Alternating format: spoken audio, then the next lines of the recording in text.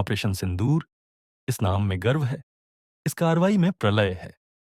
ये नाम ऐसे ही नहीं लिया गया।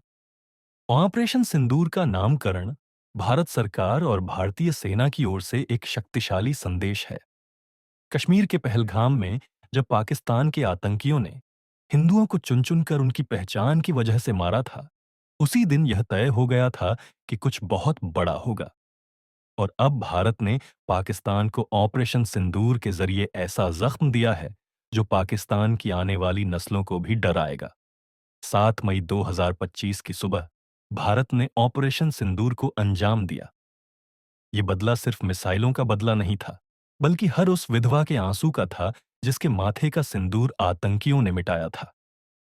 ये उन आतंकियों के आकाओं को जवाब था जिन्होंने निर्दोष लोगों की जान ली। ऑपरेशन सिंदूर का नाम ऐसे ही नहीं चुना गया। भारतीय संस्कृति में सिंदूर नारी के सुहाग, सम्मान और अटूट विश्वास का प्रतीक है। जब पहलगाम में आतंकियों ने हमला किया, उन्होंने हिंदू महिलाओं को विधवा बनाया, उनके माथे का सिंदूर छीना और जिंदा छोड़ दिया और कहा कि तुम अपने सरकार को बताओ। इसी अपमान का जवाब देने के लिए भारतीय सेना ने इस ऑपरेशन का नाम सिंदूर रखा।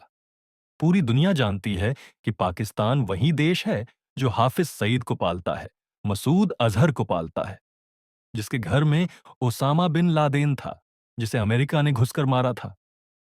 तो वो पाकिस्तान किस तरह से कहेगा कि हिंदुस्तान ने उसके आतंकवादी अड्डों को ठिकाना नहीं बनाया?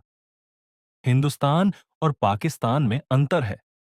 हिंदुस्तान जब पाकिस्तान में घुसकर मारता है, तो वह छाती ठोक कर कहता है कि तुम्हारे यहां आतंकवादी अड्डे थे।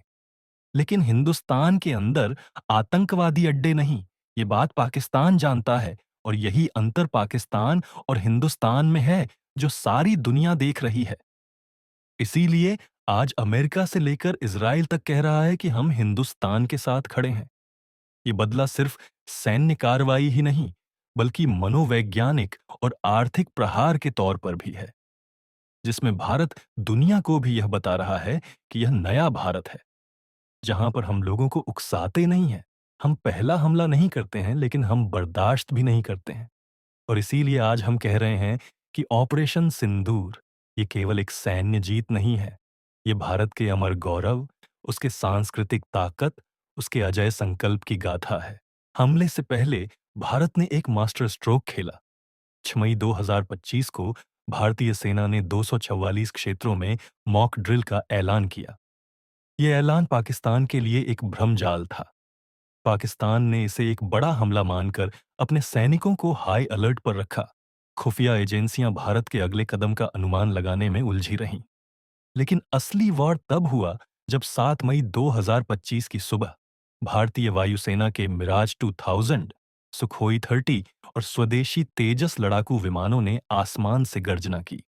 साथ ही डीआरडीओ द्वारा विकसित स्वदेशी ड्रोन, ब्रह्मोस क्रूज मिसाइलें और पिनाका मल्टी बैरल रॉकेट लॉन्चरों ने पाकिस्तान और पाकिस्तान अधिकृत जम्मू कश्मीर के 9 आतंकी ठिकानों को निशाना बनाया।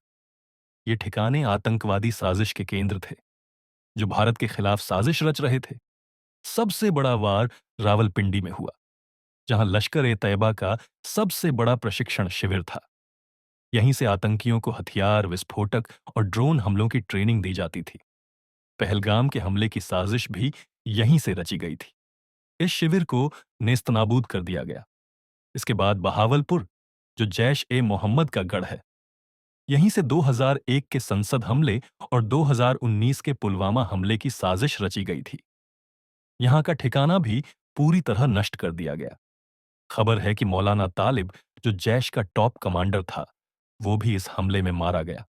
मुजफ्फराबाद, जो पीओके में है, आतंकवादी संगठनों का लॉजिस्टिक और कमांड सेंटर था। यहां से हथियारों का भंडार और फंडिंग का प्रबंधन होता था। कहा जा रहा है कि यहां 50 टन से ज्यादा गोला बारूद था, जो भारत की स्ट्राइक में नष्ट हो गया। मीरपुर, जहां आतंकियों को भारत में घुसपैठ की ट्रेनिंग दी जाती थी, वहां भी हमला किया गया। कराची के बाहरी इलाकों में एक गुप्त ठिकाना था, जहां से साइबर हमले और ड्रोन ऑपरेशंस की योजना बन रही थी। इसे भी ध्वस्त कर दिया गया। इसके अलावा खैबर पख्तूनख्वा के पास सीमा पर स्थित लॉन्च पैड्स, बलूचिस्तान के पास हथियार तस्करी के मुख्य केंद्रों को भी निशाना बनाया गया। यहां से आतंकियों को गोला बारूद की आपूर्ति होती थी और ये सभी ठिकाने अब राख में तब्दील हो चुके हैं। भारत ने इस हमले में सटीकता का पूरा ध्यान रखा। सैटेलाइट इमेजरी, ह्यूमन इंटेलिजेंस और सिग्नल इंटेलिजेंस के आधार पर इन ठिकानों को चुना गया ताकि आतंकवादियों पर सीधा प्रहार हो और आम नागरिक हानि से बचे रहें। ऑपरेशन सिंदूर एक स्पष्ट संदेश है।